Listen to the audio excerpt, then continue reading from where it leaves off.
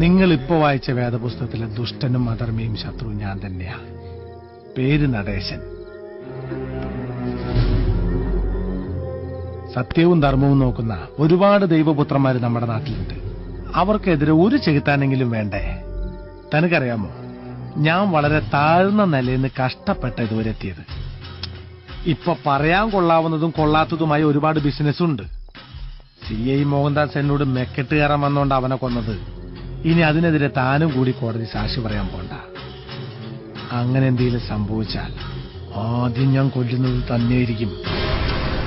തന്റെ മരണം കണ്ട് മനസ്സൊന്ന് പിടച്ചു നിൽക്കുമ്പോ നിന്റെ മകനെയും ഞാൻ കൊല്ലും. ഇത് 2 കുപ്പി കള്ളിന്റെ പുറത്ത് കൊച്ചിയിലെ ലോക്കൽ കുണ്ടകൾ പറയണ വാക്കല്ല. കൊല്ലുന്നു പറഞ്ഞ് ഈ നടേശൻ കൊന്നിരിക്കും.